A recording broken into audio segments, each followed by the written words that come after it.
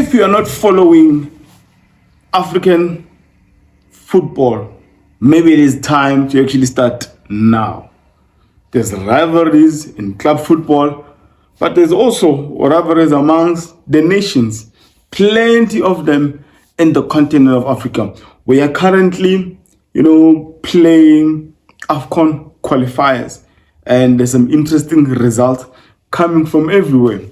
Ghana, yet again, they've dropped points playing at home against Sudan, drawing their game 0-0. Cameroon won 4-1.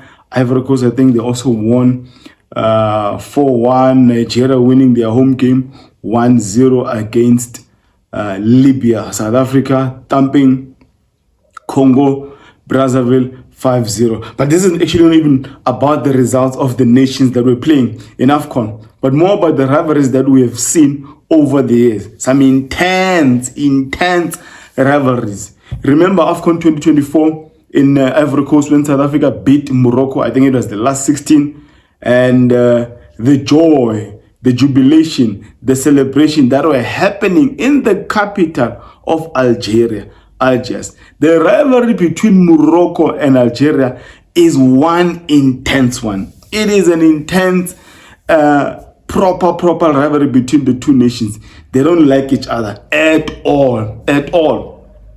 And you also have, like now, South Africa beat Congo, Brazzaville, 5-0.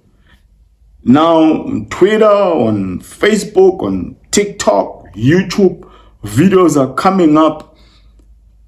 The Congo neighbors, that is Democratic Republic of Congo, Kinshasa, they are saying, we South Africans, we have actually beaten the wrong Congo.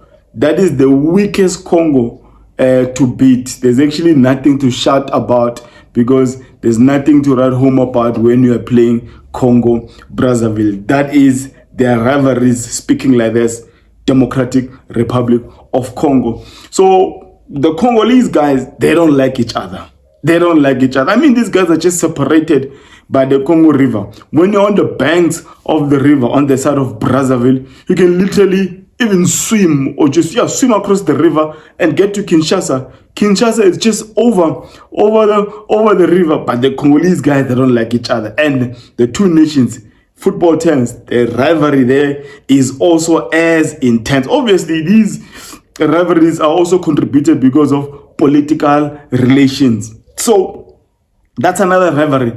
And then you have another big one in West Africa, Nigeria and Ghana.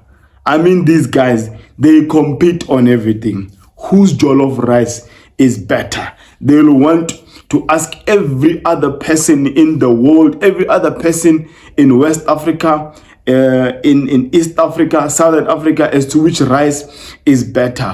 Which country produces better music, Afro-pop.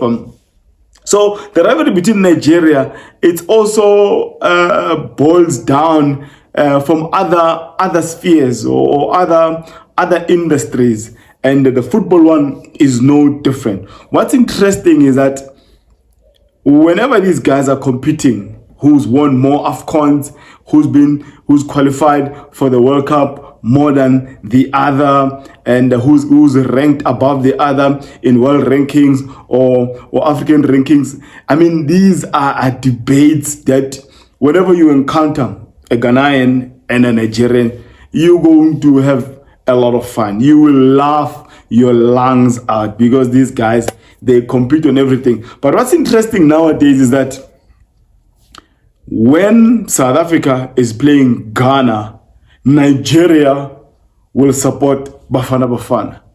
When Nigeria is playing Ghana, South Africa is more likely nowadays to support Nigeria because of what happened between South Africa and Ghana during the World Cup qualifiers. A lot of South Africans, they felt cheated.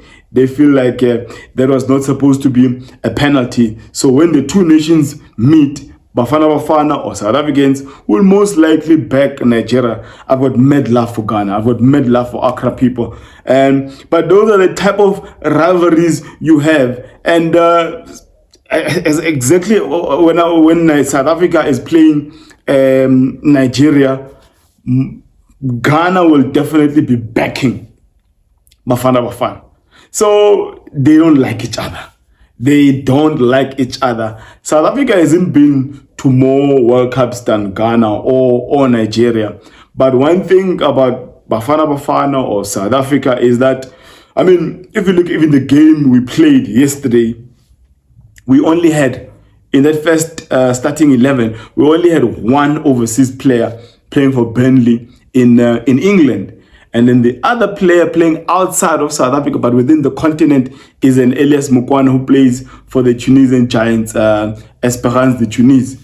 But all the other players are local, and that's one thing that a lot of Nigerians, a lot of these other nations probably are desiring, even for their own national leagues, that can our leagues at least be as close to what South Africa is doing, because with what we've got at the moment, it's actually working for us. We don't export big players or export as many players as a Nigeria or a Ghana, but what we have, we're actually, even if you look at a lot of soccer analysts, West Africa, Northern Africa, East Africa, one thing they'll always say about South Africa is playing a type of football that is probably similar to Brazil or similar to a Man City.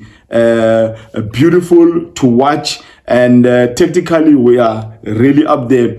Obviously, the physique is not one that can be compared to Nigerians or the other guys. So, but the rivalries in the continent, they are interesting. If you're not following African football, let this be the beginning. Let this be the beginning. Follow Afcon. Follow African nations. Afcon World Cup qualifiers. Follow CAF Confederations Cup, CAF Champions League. Choose 2 or 3 countries to follow their local leagues. It might be Botola in Morocco, might be the Egyptian League, South African League, Tanzania. There's plenty choices, and my desire is that the president of these federations can actually work closely with the national soccer leagues and actually build something, because it's impossible that our players will all go play overseas somewhere. Why not build a league that is proper, that pays their players proper? I mean, South Africa, probably Egypt, they pay their players well. Teams are well financed, or leagues are well financed. But yeah, man, that was just something I wanted to just share. The rivalries between nations can be really funny. The Congo one is funny. There's another one in Tanzania and Kenya. It's regional. But the Nigeria Ghana one is one funny one. When Ghana loses, I tell you, go to TikTok, go to Facebook, go to YouTube. You're going to laugh your lungs out. And this one, when Bafana walloped Congo, we are now reminded that we've beaten the wrong Congo. That is not the proper Congo. That is not the original Congo. The original Congo is Democratic Republic of Congo, the Kinshasa one, not the Brazzaville one. That's the Congo light. Man, if you're seeing this content, this face for the very first time, make sure you hit that like button, comment on the section below on other videos you probably want me to comment on, and join the family, man. Help me to reach 10,000 subscribers, and I end it there by declaring, may my God bless you all.